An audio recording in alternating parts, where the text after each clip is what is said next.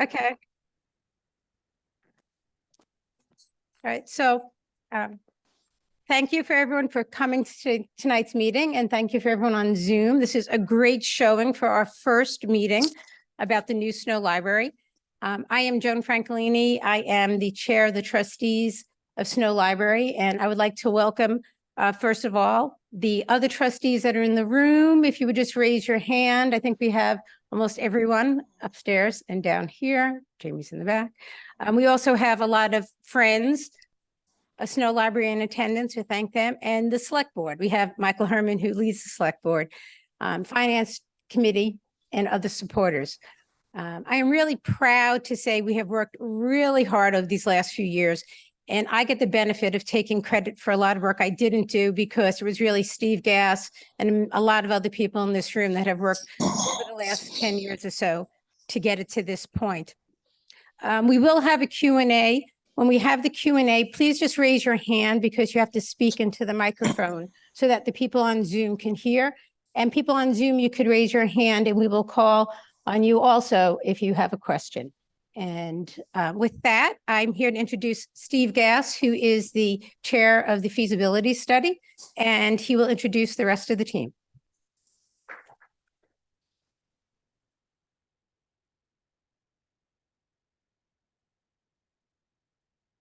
Thank you, Joan. Great turnout. Thank you all for taking the time to come out on this chilly November evening. Many of you know me and maybe have heard me speak about the need for a new Snow Library over the last few years. My wife and I have been full-time residents in Orleans since 2015. I've been involved with the library trustees for the past half a dozen years or more. And most recently, I was asked by the library trustees and the board of select persons to take on the task of chairing the task force on for feasibility study for a new Snow Library. I also want to thank the Friends and the trustees for co-sponsoring this event, and particularly the Friends for the technical support in being able to Zoom this event and record it. This recording and the slides will be available up on the town website sometime starting tomorrow. If you were to visit either the library web pages about the movement for a new Snow Library or our task force webpage, you will be able to find a link to this.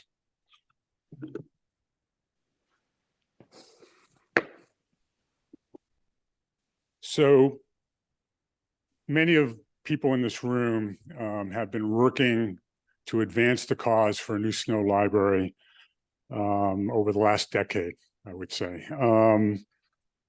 And as I think most of you are aware, at the Springtown meeting last May, the town voted to appropriate $180,000 to fund a feasibility study. We're using that money to hire a consultant to work with a task force. That task force, I think we might be all in the room with the exception of John Londa, who is on vacation. But as I said, I'm the chair. Cheryl O'Brien, who many of you know, is the vice chair.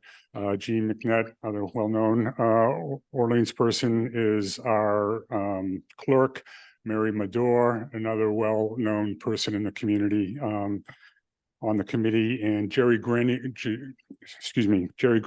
is an associate member of the committee as well. And representing various aspects of the town and the community are Judith Shoemaker, who's representing the school district, Northwood Regional School District, Tavi, of course, Ron Collins from DPW, and Michael Silitro from the planning department.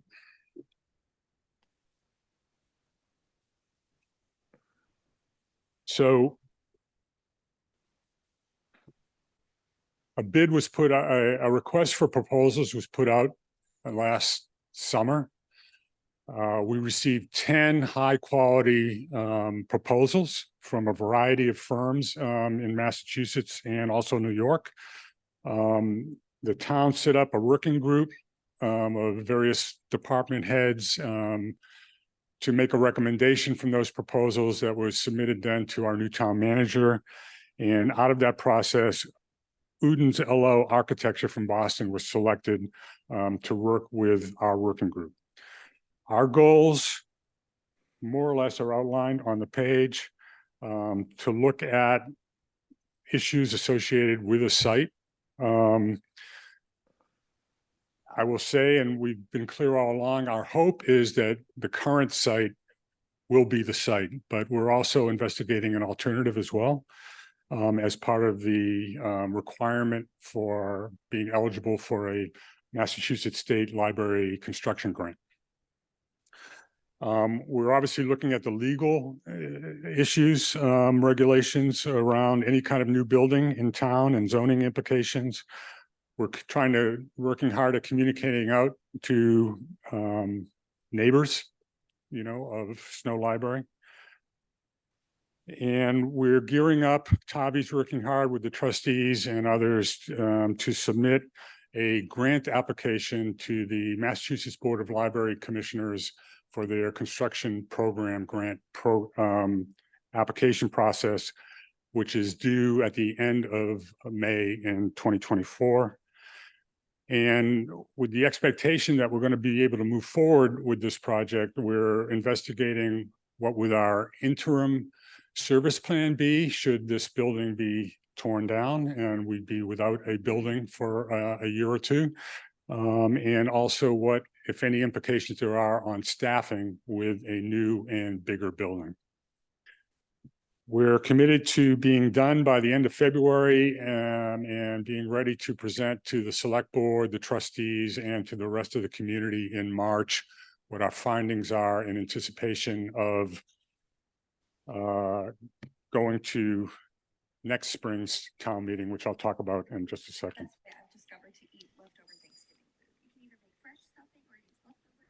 The remote is falling apart here. Okay. So a new library.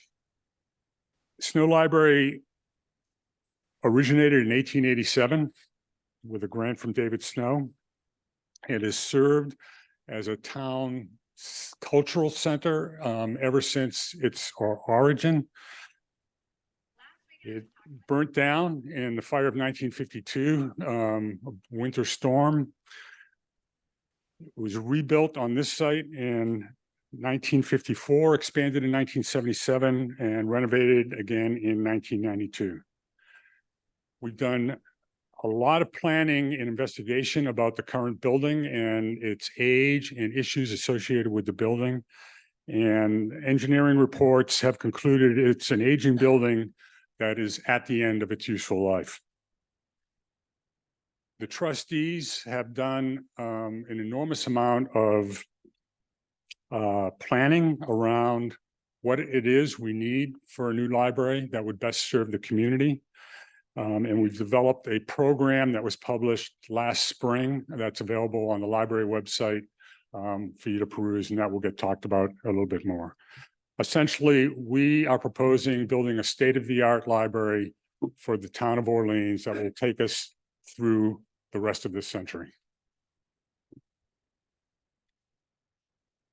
In 2022, the library completed a new 5-year strategic plan and developed its new mission. Snow Library is for everyone, a hub of imagination that sparks learning, creativity, and joy, with a mission to provide the community connection to ideas, inspiration, and engagement with others. And I think, I know many of you are avid library users. You know about the limitations of the building, but you also know how great this library is because of the leadership of Tavi and the staff he works with.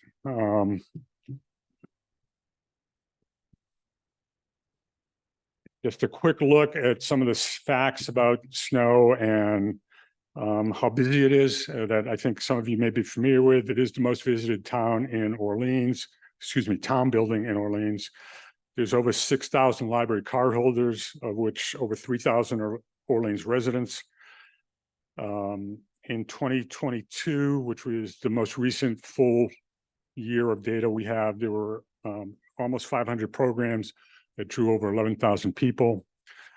The current building is 16,568 square feet, has a lot of material. In 2022, over 150,000 items actually circulated out of the library. And just as a reminder, Orleans population is 6,300. During the summer, it more than triples. And summer library visits grow by as much as 70%.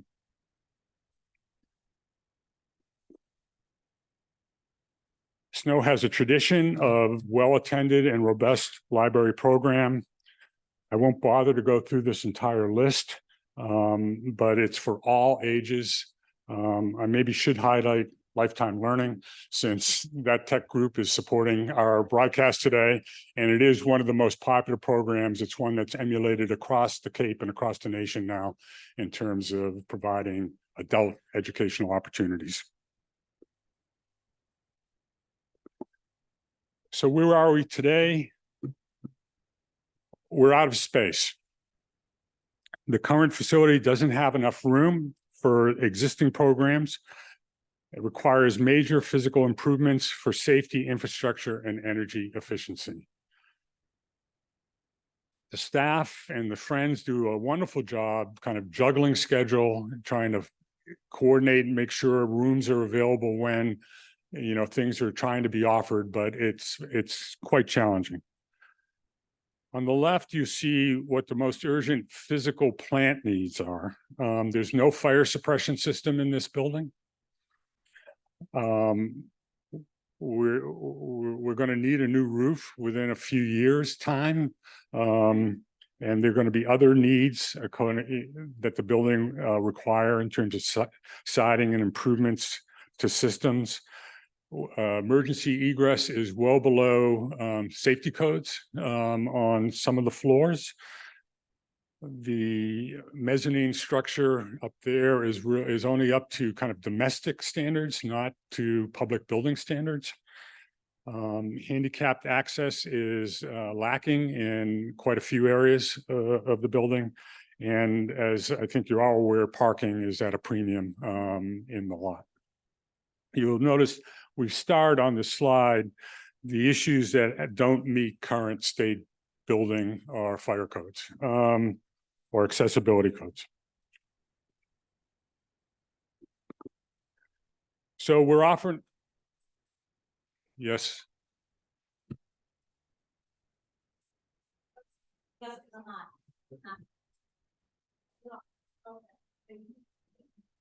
Oh, that's a typo on the slide. Thank you for catching that and highlighting that, because they do not meet current.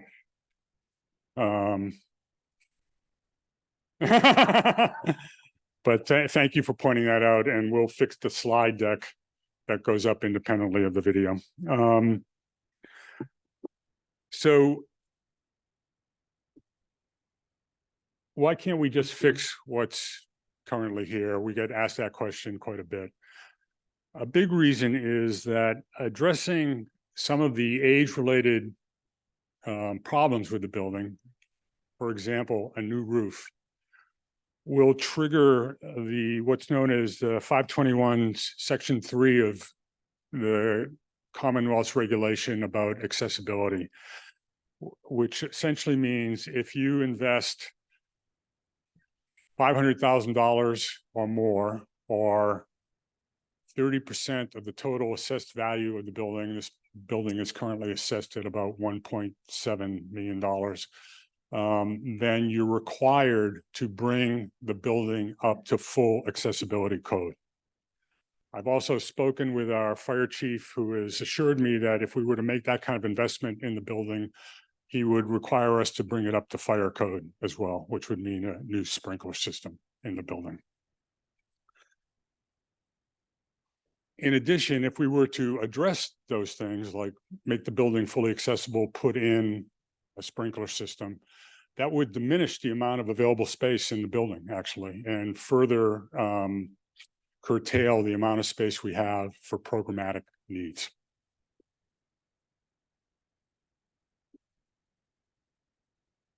Why do we want to act now? if we don't pay now, we're going to pay later and much more later. Beyond that, the Massachusetts Public Library Construction Program has, about a year ago, they announced a new round of grants that you can apply for. So we're trying to coordinate our push with that application process. This feasibility study was kind of the next step after we did our programmatic planning about what we want in a new library.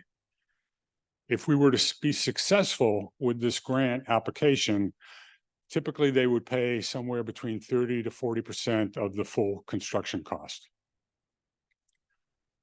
The grant program is highly competitive. It's expected only 9 awards will be handed out. And we know that there's interest from over 40 libraries in the state currently in that. But we are committed to applying for that grant, as I indicated before. So a new Snow library, one that has state-of-the-art technology, has quiet reading and workspaces for adults, lots of study and meeting spaces for teens and adults, a separate and larger children's room, proper storage for historical archives, multiple rooms for wider community use, including weekend and evening access to a larger multipurpose room, such as this kind of room when the library is closed, adequate space for collections, natural light throughout and integration with the village green, and a green, energy efficient and fully accessible building. Okay, this is the first timeline you're going to see tonight. So we're here in that first feasibility task force. We're up and running. We've had 3 or 4 meetings already. We're gearing up to have, as I mentioned earlier, to have our work done by the end of the winter. So we're ready for this next dot. You see Springtown meeting, May 2014, where we'll be expected to be coming on the warrant with an article asking the town to approve an article that articulates that we are ready to adhere to all the requirements of the state grant process, and that we're willing to commit $150,000 toward the next step of design should we get awarded the grant. The grant itself, we won't find out whether we get the grant until fall of 2024. Should we get the grant, then quickly after being awarded, being notified of that, work would begin toward what's called preliminary design as such. Typically, and our next speaker, Matt, will talk a little bit more about that, but that typically takes about 12 months, you know, of the design process, followed up by then actual construction. We would have to come back to the town, though, for final approval for the full funding of what the construction cost is. We've been estimating to date that the library, our program calls for a library that's almost 24,000 square feet. We've estimated the construction cost to be $24 million based on $1,000 per square foot. And we also estimate the design would be over $2 million, the design process. All that would be part of what the grant would help us cover, should we get the grant. If we don't get the grant, then we'll be faced with coming back to the town potentially and asking for full funding of that.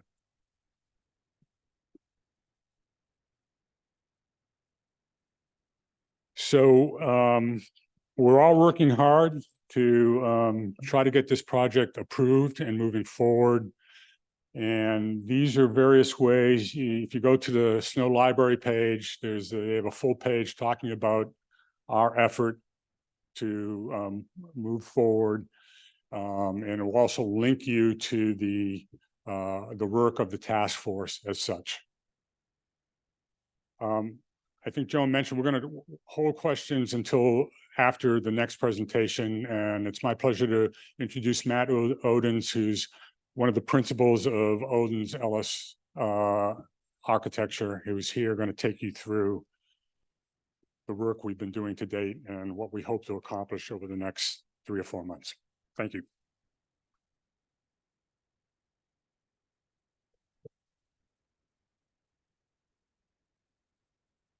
Thank you, Steve. Thank you all for coming out tonight. My name is Matt Odens. I'm a principal and founder of Odens Ellis Architecture. We're an office in Boston. Where's the advance? Is it the right?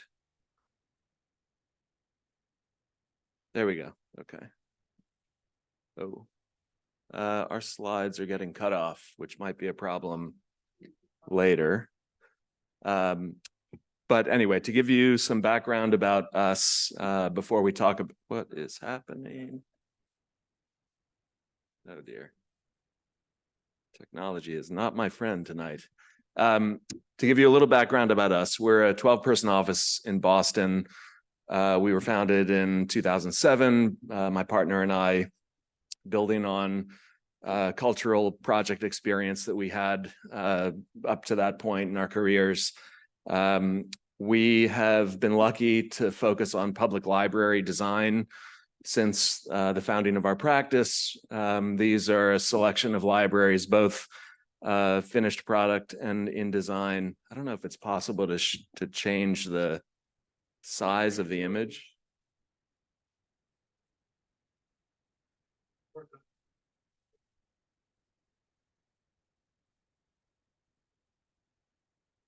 There we go.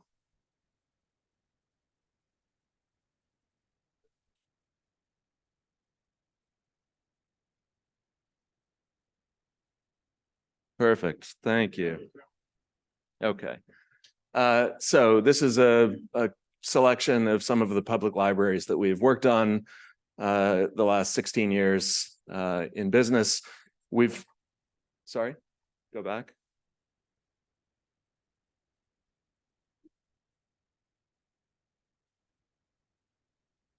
Am I going too fast? Oh, sorry. I am going to talk about a couple of these specifically. But I do want to say that in the 16 years that we've been working on public libraries, we have worked extensively with the Massachusetts Board of Library Commissioners and the Massachusetts Public Library Construction Grant Program, which I will say, having also worked on libraries in Vermont, New Hampshire, and New York, Massachusetts and this particular grant program are the envy of the rest of New England. So this is a list of 17 libraries that we've worked on over the last 16 years. Of those, 10 have been funded through this construction grant program. So we are very familiar with the MBLC. We have a good collaborative working relationship with them. We're very familiar with the terms of the grant. Of the 10 libraries that were funded through the grant, 7 of those have been completed. Another is in construction now, and another in design. In addition, this is a publication that the MBLC put out a few years ago now, which is a resource guide for communities that are designing libraries or architects. It's a planning guide, and there were 14 libraries chosen. 3 of our projects were selected as case study projects: the Eastham Library, the Scituate Town Library, and the West Tisbury Library. So just to talk quickly about a few of our projects, and then we'll get to you, I promise. You guys might be familiar with the Eastham Public Library. This was a library that we completed in 2016. It's a little bit smaller. It's a 17,800 square foot, actually a 17,500 square foot addition to a 300 square foot existing building, which is the little one-room historic library that's on Samoset Road. This is the first net zero energy public library in Massachusetts, which we're very proud of. It's 100% on-site renewable energy by way of roof-mounted solar. It also did a tremendous amount for improvement of the wetland buffer. It's on a deep kettle pond. So there was restoration of a 100-foot wetland buffer from the pond to the building, relocation of parking, and careful management of stormwater. So all of the stormwater is harvested into the central courtyard. The building is organized around that courtyard that you see in the lower left. This building, I think, typifies our approach to library design, which is we're trying to create buildings that are great for their intended use, but that are also just pleasant buildings to be in. We want to make sure that patrons enjoy being there, enjoy coming back, that staff enjoys working there. And so trying to create bright environments that are naturally lit. Natural light is very important, and we routinely incorporate daytime light harvesting sensors so that artificial light is reduced based on availability of natural light. This was a LEED gold certified net zero energy project. The Norwell Library, which was completed in 2021, similar to Eastham, it's a 21,000 square foot building, so a little bit bigger, single story, unlike Eastham, which has a partial lower level. This is a project that was completely surrounded by wetlands. We were fortunate to be recognized with a number of awards, one of which we just found out this week, won an American Architecture Award from the Chicago Athenaeum. This is the interior. It's a heavy timber construction, glue laminated, so 100% mass timber. This is a LEED Silver certified building, surrounded by woods, so it's hard to go wrong in a context like this, not unlike Eastham when you have such a great context. But again, I think one of the things that characterizes our work also is trying to find those sort of latent conditions in any given site that are the best that site has to offer, and then capitalizing on that in a way that that makes the building as good as it can be in that particular context. This is the Webster Public Library. Webster is in the southwest corner of the state near the Connecticut border. This is a little bit different than Eastham and Norwell in that it's a much more urban, Webster's not a big community, but it's definitely a more urban context than the other two, whereas Norwell was completely surrounded by trees. This is on a town green adjacent to town hall, so it has a very different kind of feeling. This is a little bit more formal looking than the other two. It's also a more compact site, and so bringing natural light into this building was very different than the strategies that we had to use as compared to the previous ones. In this one, we created this central atrium space that's top lit to bring a lot of natural light deep into the middle of the plan. And the nice thing that I think that characterizes this is a general openness, despite the compact footprint. With a relatively small staff, they're able to visually supervise what's happening in the library through a lot of transparency. You can see in the interior views that, you know, no matter where you are in the library, you can see through to different spaces, and there's a lot of kind of visual connection, and that's great for staff, but also patrons in terms of wayfinding. And then at a very different scale, the West Tisbury Library. This was a renovation addition of a 1970s building, much loved in West Tisbury on Martha's Vineyard. Here, it was really about trying to make the building, expand the building to create more space without sacrificing what everybody loved, the sort of quality of this kind of small town village library. Here, the biggest transformation was creating a usable lower level with a meaningful stair connection, and actually regrading the site to allow a grade at grade connection from the lower level out to the outdoors.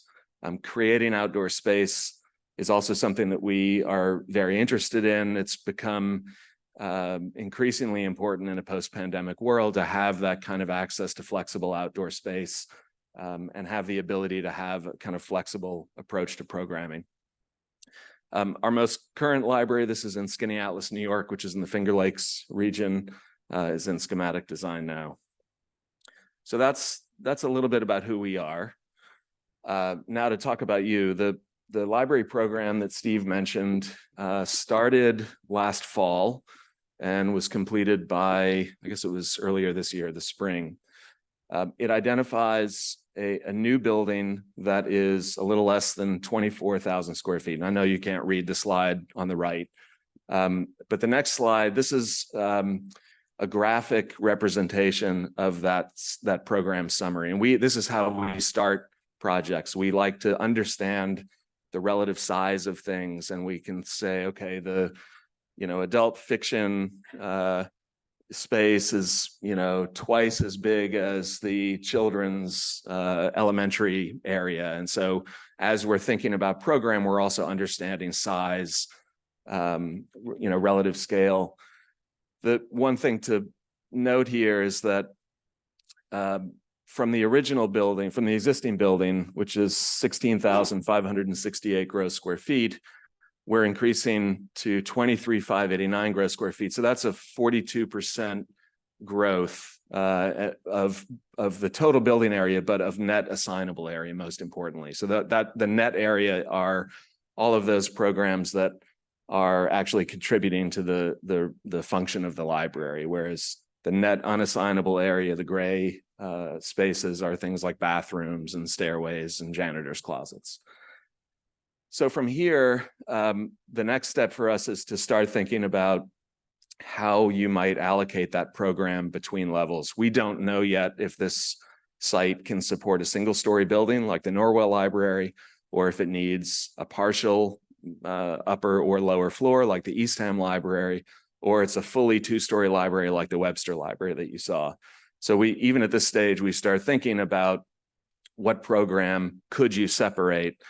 And what this diagram starts to hint at is there's a lot of program that is vying for ground level sort of prime real estate. And those are the obvious things like the lobby and the circulation desk, but circulation desk also means staff workroom, meeting rooms. A large community room like this wants to be easily accessible, often off hours when the library is closed. The adult program, the kind of transactional areas, things that are sort of almost retail-like, computers, media, new materials, new books, adult fiction, the things that you want to find very easily when you come to the library, especially as a first-time user. Whereas adult nonfiction collection, reference, things like that sometimes can be on a different level. And so when we start to take this first pass at what could be on a first floor versus second floor, you see that almost everything wants to be on the first floor, and there's a little bit that we think could be on the second floor. And so that starts to help us think about how we might plan this library. Now, this is one scenario. There are many others. One example, and this varies, we find pretty widely from community to community, is what their attitude is about the children's program space. There are some towns where they want it to be as easy as possible for a parent with a toddler and a stroller to get to a children's event without having to go into an elevator and deal with a level change. Other communities take a very different approach and say, we want the children's room to be as far away from the main entrance as possible. We don't want our kid running out the door. We don't want somebody from outside coming into the children's room that shouldn't be there. And so that separation means safety.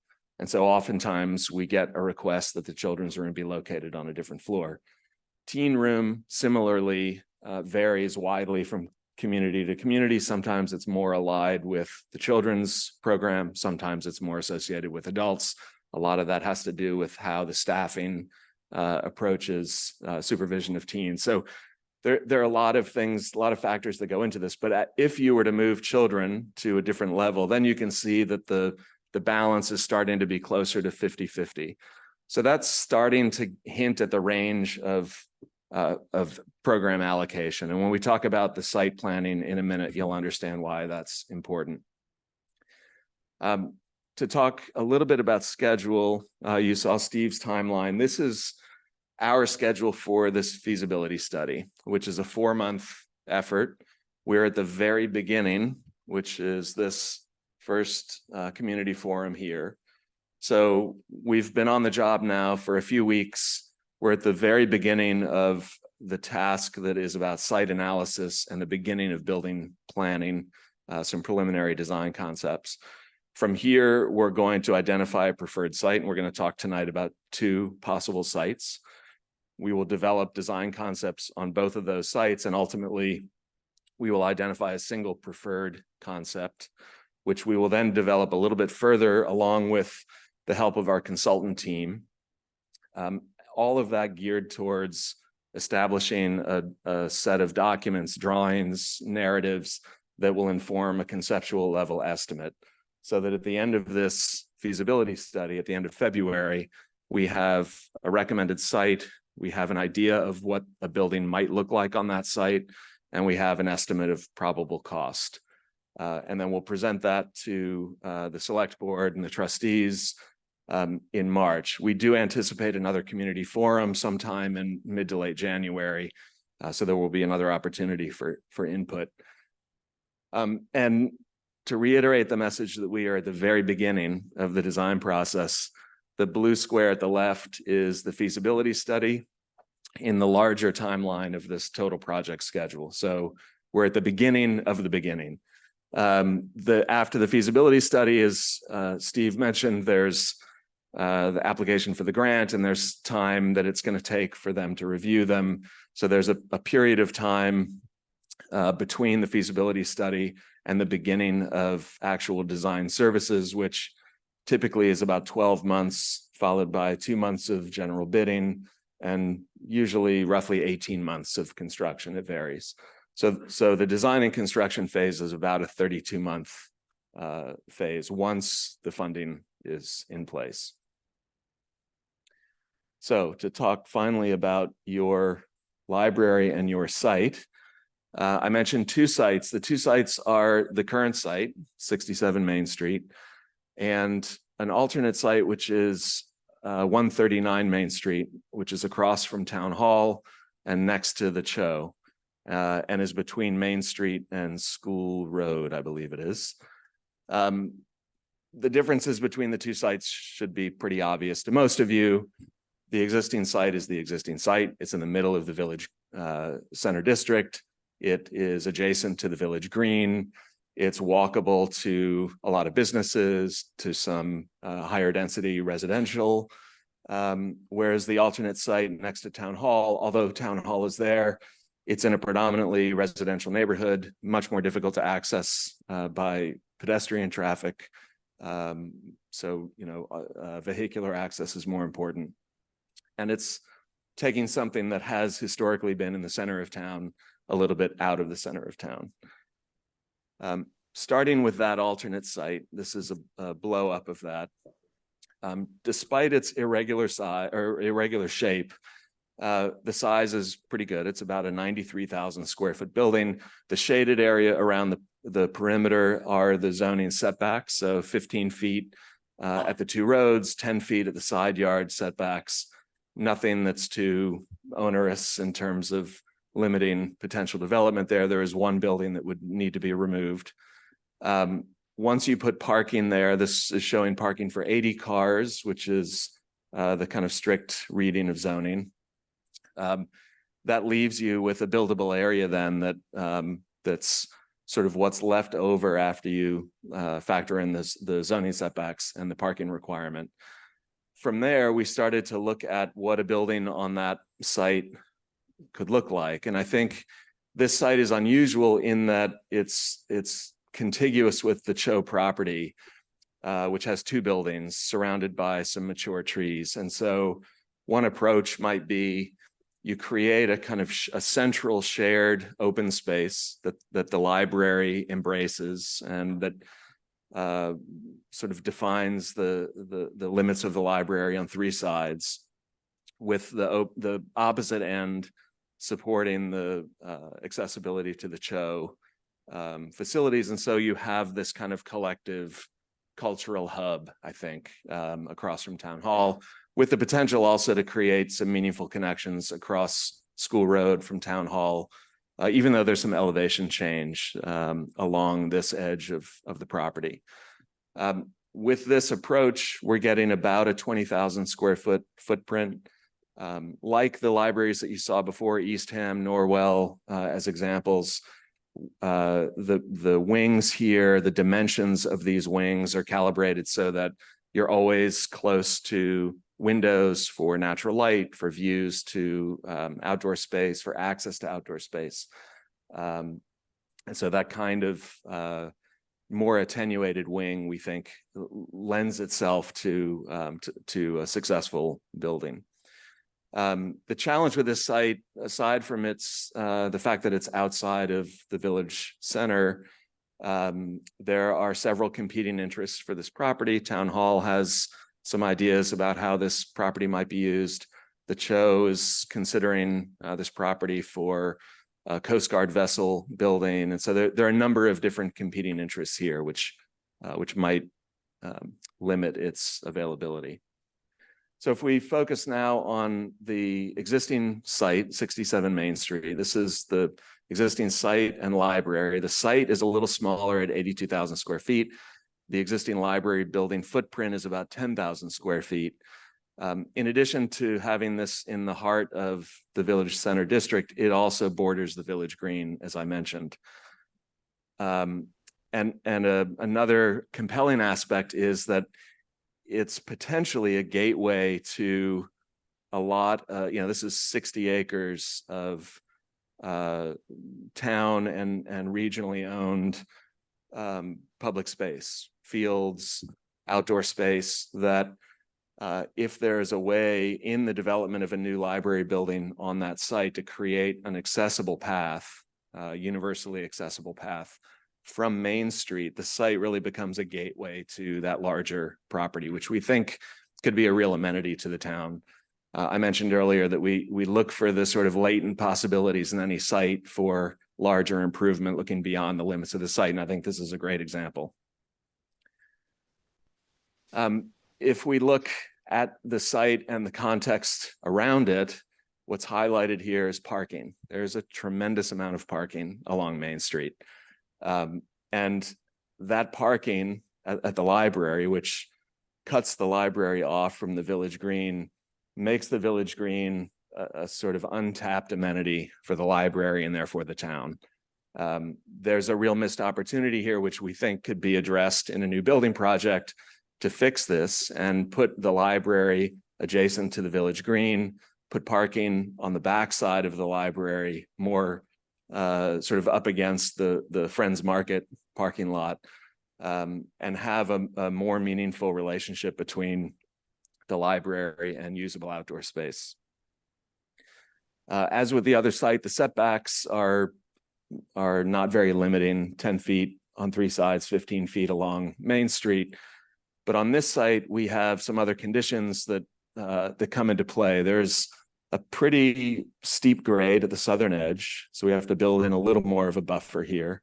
And then there's the new sewer pump with utilities running underground along the eastern edge of the library property, creating a zone that's a little more challenging along the east side. So that's further reducing the buildable area.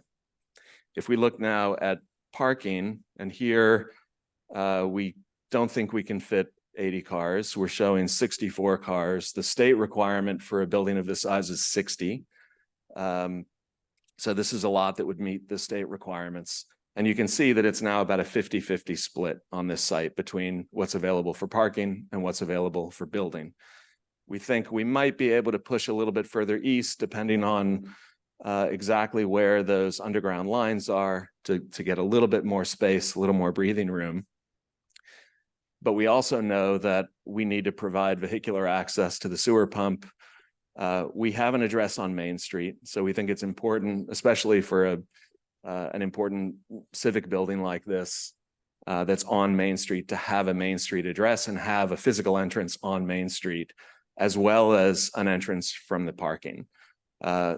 This happens a lot in this type of public building, and the way to reconcile that is to make sure that whether you come in from Main Street or parking, you end up in the same central space. And so that's going to be a kind of fundamental driver for how we plan this library.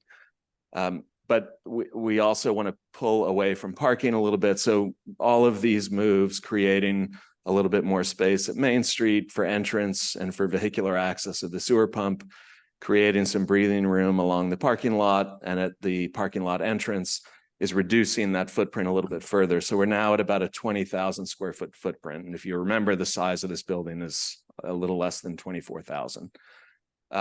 But what this site does, which I've mentioned, is it offers potential for views and access to Village Green, which we see as a real amenity. Because many of you are familiar with the Eastham Library, this is purely for a sense of scale. This is the Eastham Library superimposed then on that site in that buildable area. So this is a smaller building, but it, roughly fits into that space. So you get a general sense of the scale of what we're talking about. So we have a couple of different building layouts now in this, what we've identified as the buildable area for this site. These are extremely preliminary. They're a first pass, and they are really our attempt at trying to reconcile the different competing sort of site needs, site requirements and limitations, but also thinking a little bit about the programmatic distribution. So in this case, we've set it up as a couple of different parallel bars. There's one wing of the building that is along the Village Green. There's another wing that's along the parking. We see these potentially as two different volumes under different roofs, perhaps at different heights, an entrance from Main Street, an entrance from parking, both arriving at a central lobby location. This translates to about an 18,000 square foot footprint, which would mean that we've got a balance of about 5,000 square feet that would have to go either on a second floor, most likely on a second floor rather than a basement. And so the darker toned orange, just again for scale, is representing how much program is upstairs. When you think about the program diagram that you saw before and trying to understand, well, what could go on that second floor, this is the time when we're starting to think about how much of the program do we need to find room for on an upper level. One way to lay program out would be to say that this wing is supporting the community space. It's on the street, it's highly visible from Main Street, it's easily accessible during library hours or off hours. And then children, teens, adults, and staff are located in the wing that's along Village Green, with offering views out to the green and potential physical access. Another variation of this is recognizing not only that the building presents an important facade on Village Green, and from the building looking out is important, but as important is what the image of this building presents to the town. In this case, thinking about this major intersection and the view of the library kind of bending, creating a more cohesive elevation as seen from that intersection across the Village Green, again, still preserving space for entry plaza, but also vehicular access to the sewer pump, creating entry from parking. In this case, the footprint is slightly smaller, 17,000 square feet, which means we've got an upper level of 6,000 square feet that, again, might be laid out similarly to the last one, with community wing at one end, adults, teens, and children wrapping around this entry court, with the program along this side facing Town Green. And then another similar approach, again, responding to all of the same sort of factors that we have in terms of site planning. This is a more compact footprint that is trying to establish some frontage on Main Street, whereas the other two, the end of the building, the main elevation is the Village Green elevation, and the side of the building facing Main Street feels more like an end than a front.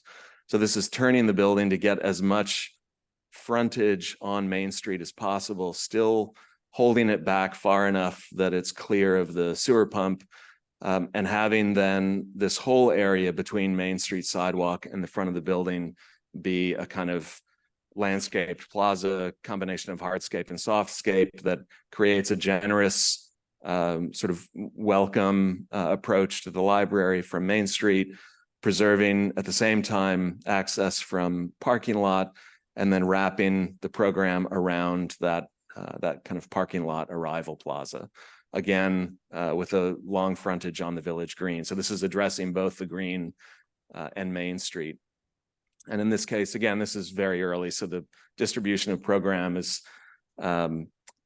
preliminary at best, but we put the community wing down at the far end this time just to suggest that there isn't necessarily a right answer yet, and we're going to be sort of grappling with the best location for these programs. But I think the community room could just as easily be at this end, still accessible from parking, still easily separated off hours.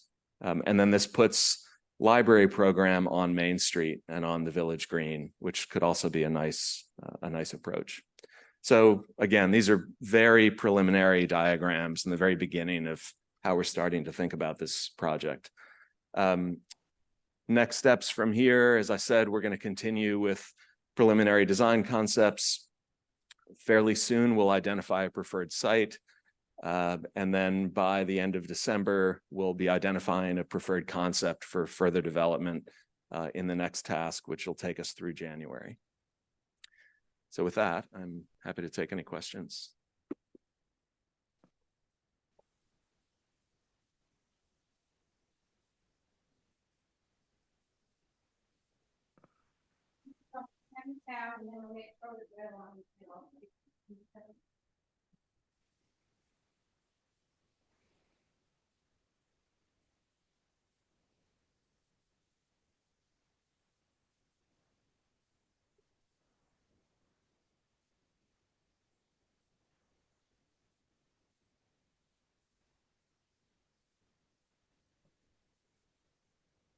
Could you comment on how you would keep the existing library in operation?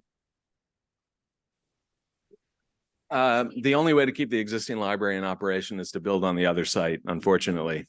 To build on this site means tearing down this building first, which means that there will have to be some interim plan for interim services during construction. That's something that the task force knows about, and part of their charge is to come up with some strategies for that. We've seen a pretty wide range of approaches in different communities. Eastham rented trailers and put them in the parking lot of Town Hall for a year and a half. Other towns have found municipal space that's available. Others have rented commercial space at a discounted rate. That tends to be the most common approach, but there will be some strategy identified and a cost associated with that as well. And that's part of the total project budget typically. How do your various schematics change when it comes to handicap accessibility? Would there be various places to enter if you have a wheelchair, for example?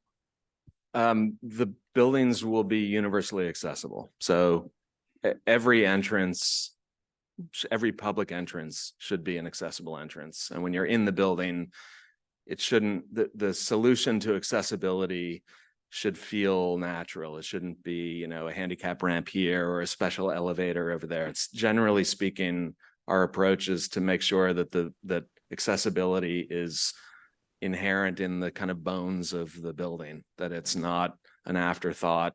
It's not a retrofit. So we can get it right the first time. And that would be our approach.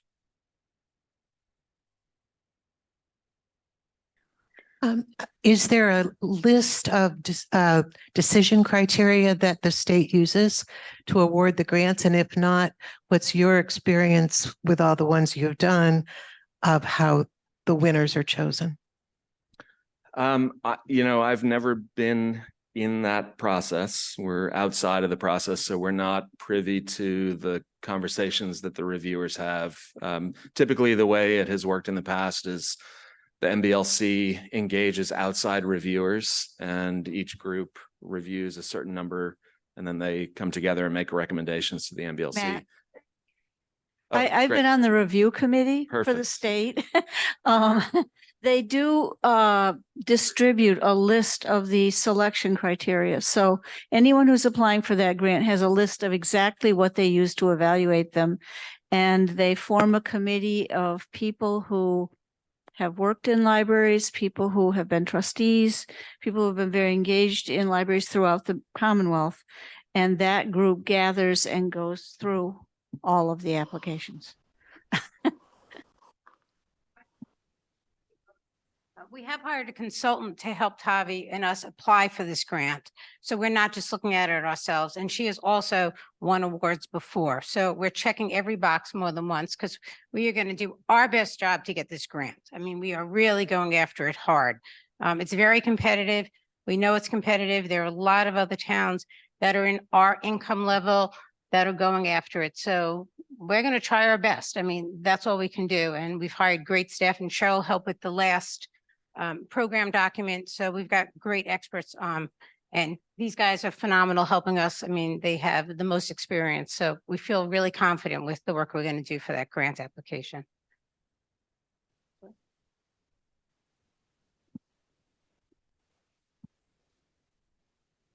Has your experience with the other libraries given you strategies for planning beyond the initial program that you're designing for?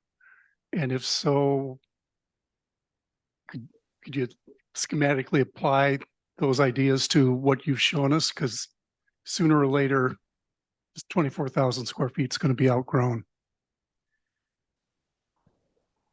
Yeah, I mean, this question does come up, and we don't typically have a plan for expansion. We are generally charged with building a building that has taken into account collection expansion already. So as part of the program, there are formulas to sort of determine how much shelving you should have, not just to accommodate the collection that you have today, but focus on a certain amount of growth over the next decade or 2 decades. In terms of physical space, you know, it's difficult to know, frankly, where libraries are going. We've seen a tremendous shift in library programming over the last decade. And libraries, I mean, yes, some libraries have gotten bigger.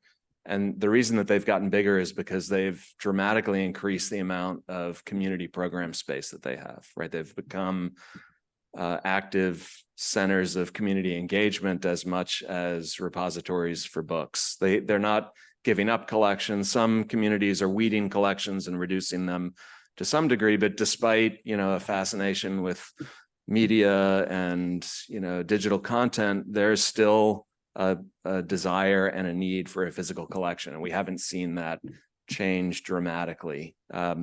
So typically what we do when we start a design problem is we think about flexibility.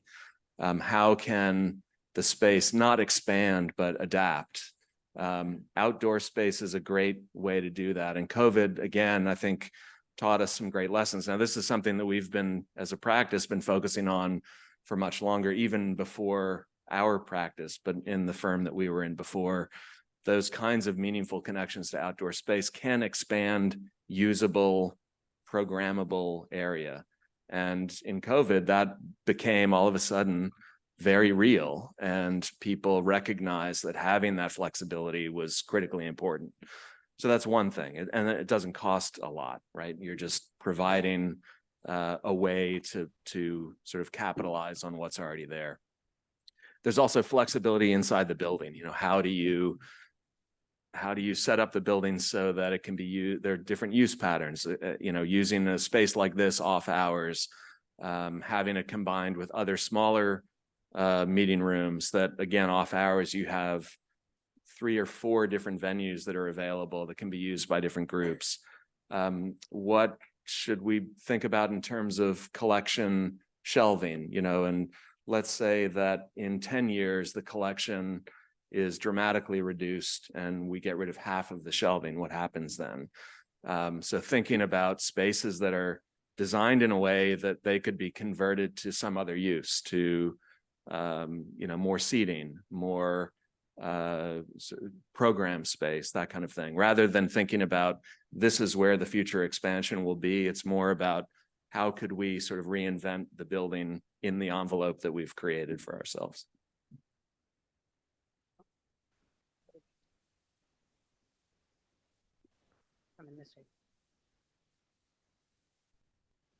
Thank you for this. I'm a little confused by the levels.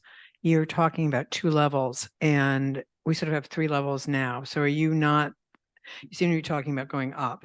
Are you not thinking about underneath? We are not ruling out basement, but I would not recommend putting program in the basement. Nobody likes to be in a basement with no windows. The basement space here is not A+ space, I would say. And so that wouldn't be our first approach, but that's not to say basements don't have value. I think that by putting storage in the basement, by putting mechanical space in the basement, we might be able to reduce the size of the building above that helps us in other ways. So we haven't ruled out a basement, but we don't see the basement as really the choice for program space. Eastham is an unusual example because it's built on the side of a hill. And so in that case, from the basement, we had access directly out to grade, usable space for the children and for staff. And so there it made perfect sense. On a site like this, it's generally flat with, the exception of the edges.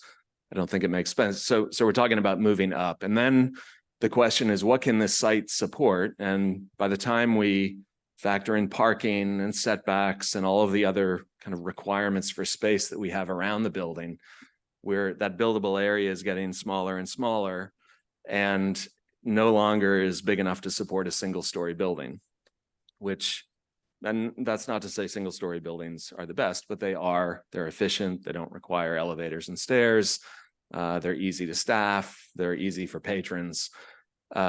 So we do think that this will be a multi-level building. And the question then is, what is that distribution? Is it 50-50 in a more compact building? Is it more spread out with more potential for natural light, connections to outdoors, more space on the first floor, a smaller upper level, not unlike what's here, right? This is a pretty big first floor and a fairly small upper level. Those are the kinds of things we're now thinking about. So we think it will be a multi-level building, and that's about as far as we've gotten. Question on the LEED certification and net zero design. When do you make those kinds of decisions? And Orleans is a green community, so they're going for net zero. So that decision usually comes early from the owner, and it has to be owner driven because it's a partnership, and we're not going to get there unless the town is committed to getting there. So if Orleans is a green community, which is great, then that sort of puts us on a path. There is a new energy code adopted this summer, which is not surprisingly, because this is Massachusetts, pretty aggressively what's the word? Green. Thank you. The stretch code, which is that extra bit beyond the baseline code, as a green community, you're obligated to meet stretch code. That bar has been raised now. So energy performance requirements are much more stringent than they were this time last year. In terms of net zero and LEED, LEED is one of those things where LEED is a terrific resource and guide for communities that want to be green. If you don't pursue LEED, it doesn't mean that your building isn't green. It just means that you went a different way and you focused on other things. There's a cost to going after LEED, and an administrative cost that you may or may not want to take on. The nice thing about the MBLC is that they offer, or have, I don't know, in this new grant, not anymore. Okay, then I won't even mention it. We'll take our cues from the town in terms of LEED certification, but we as a firm feel it's our obligation to create buildings that are high performing, that are environmentally conscious. At a minimum, we're going to meet the stretch code, which is quite a high bar, as I said. We are interested in net zero if the town is committed to it. We have Eastham is net zero. We're currently designing a net zero energy new building for the town of Belmont, which is a 40,000 square foot library. We're doing a net zero library in Shutesbury, Massachusetts in Western Mass, which will be like Eastham, 100% on-site renewable by solar. It's a much smaller building, 5,000 square feet, but still net zero. And so that's something that interests us. And I think we would be interested in pursuing that if the town is.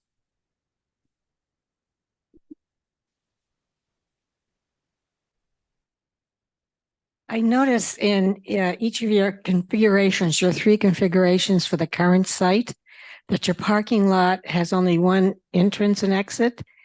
And I wonder if you thought about the bottleneck, because I see how easy it is in Eastham and Brewster to go in and out.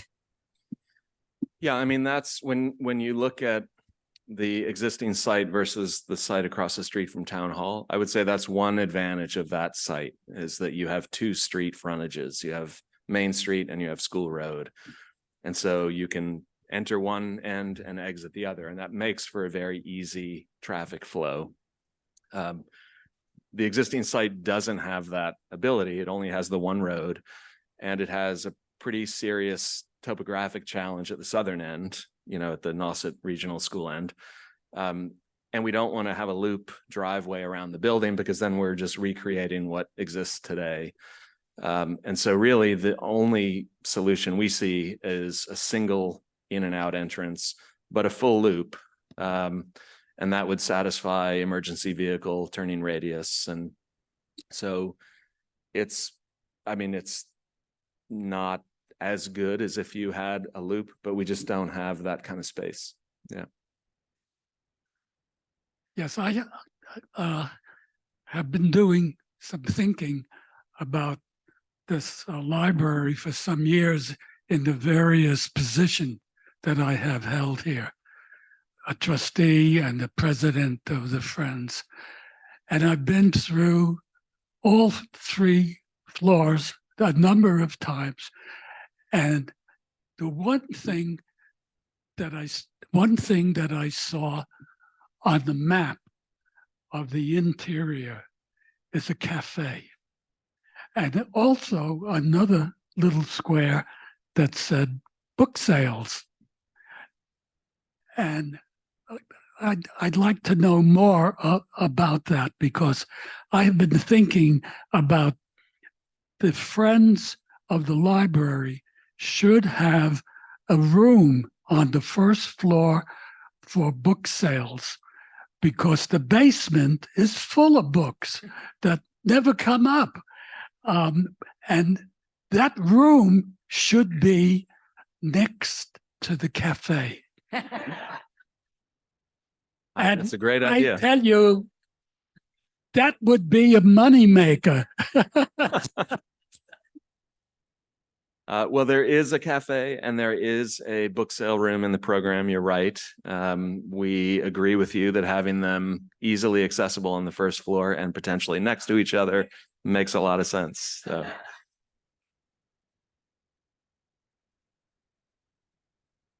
I love your sensitivity to the different flanks of the building and how that played into your planning. I wanted to ask what the state of the thinking is about the 4th wall there with the middle school. I don't know if you do zip lines, but they may need something. Yeah, I mean, so often when we're doing buildings like this, we find that there's no back to the building, right? It's very convenient to have a back. That's where the trash goes. It's where the mechanical equipment goes. None of the public buildings that we do tend to have a clearly discernible back. And I think this is no exception. And that 4th facade that you're talking about, that's really facing the hill up to the regional school, is, for all intents and purposes, the back in this case, I think. That doesn't mean it's less important. And I think most notably is the 12 to 14 foot grade change at that end of the site. We are looking already, even at this early stage with our landscape architect, about how to solve that hillside with an accessible path, not a ramp with handrails, but a sloping walkway, 1 in 20. We think that with a switchback, there's a way. We've got the benefit of having some decent width to the site. And so if we're able to get a double, maybe a 2.5 times switchback, we think we can get from the low point up to the parking lot of Nauset Regional, which would be fantastic. Doesn't mean that we also shouldn't have a more convenient direct path for the students. So there will be some other way to get down the hill too, stairs or something, but they're solving that problem. And the slide that I showed you, where that site can potentially be a kind of gateway with an accessible path to the recreation land that's to the south of the library, I think is a real potential win for the town to have this project solve that problem. You know, trying to negotiate the sidewalk along Orleans Road, I think in a wheelchair would be impossible from the limited time I've spent over there. The sidewalk gets pretty narrow at one point, and I have no idea about the grades. So figuring out another way to solve that problem, I think would be a real win. I'm going to give this to Ellen. Does anyone up there have questions? Because I can walk this up there. Nope. Just a quick question. I'm assuming that the new design allows for more rooms like this so that we won't be competing all the time for just one community space. Am I right? You are right. There are multiple meeting spaces of varying sizes. So there is one big room. I don't remember what the capacity is, Cheryl. I don't know if you remember the number of seats in the 150.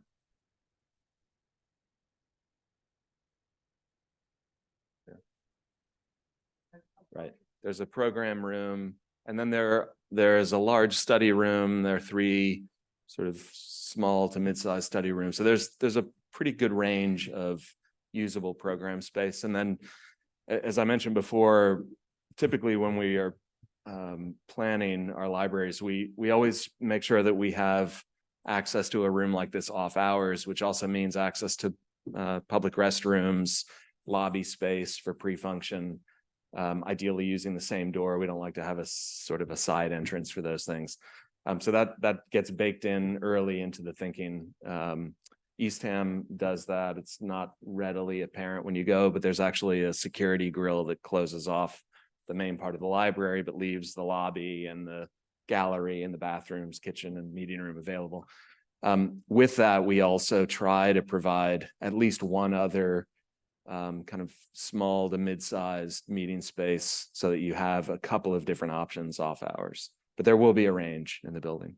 And that's in that community space squad. Thank you.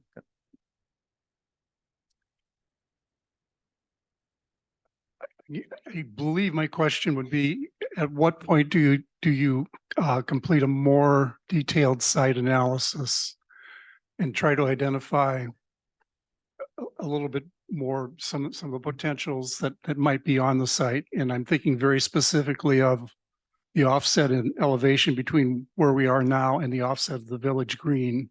And if that doesn't start to suggest something about some sort of lower level that might open up to the village green, and it might be a kind of a tri-level sort of building or something.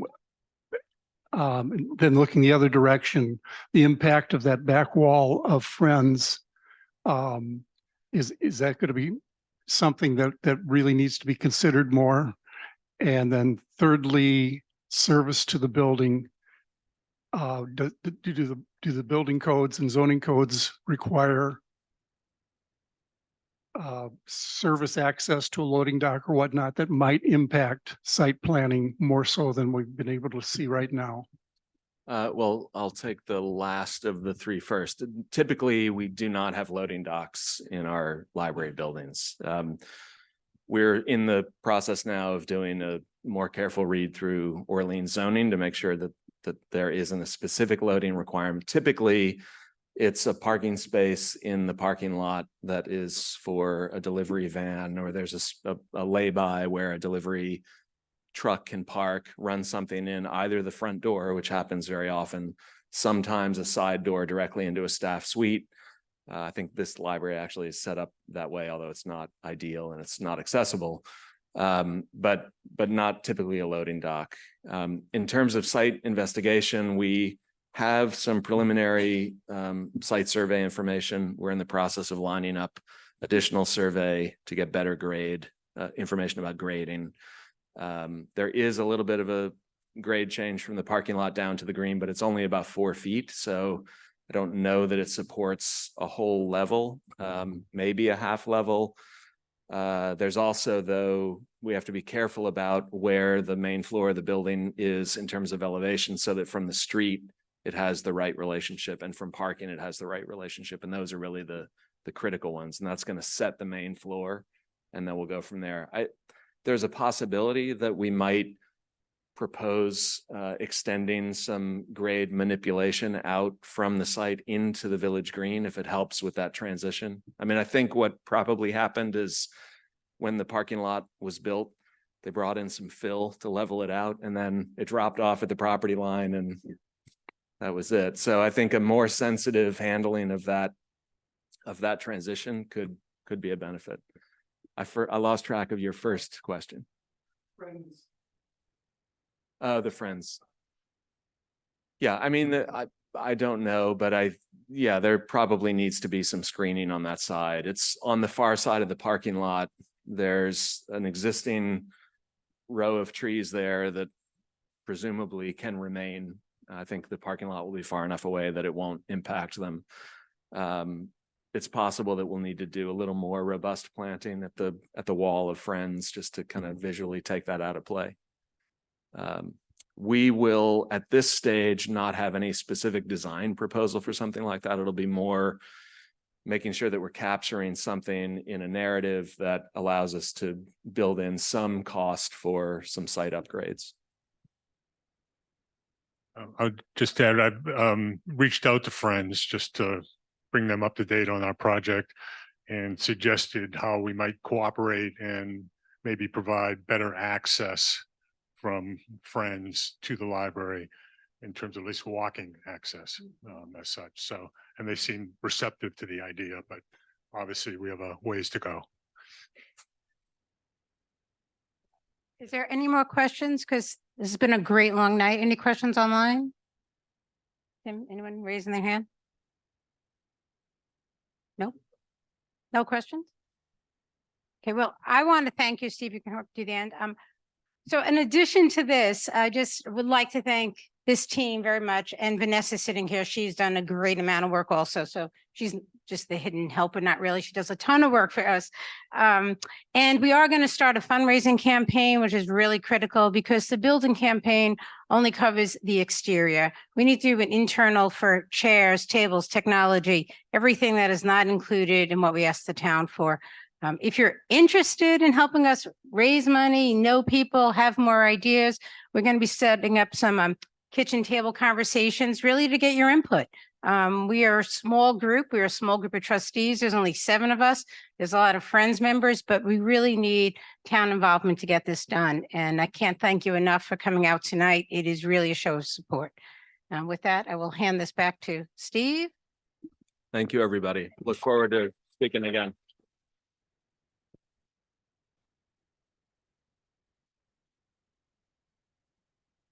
So just to echo what Joan said, thank you all for showing up, and hopefully for continuing to support this initiative.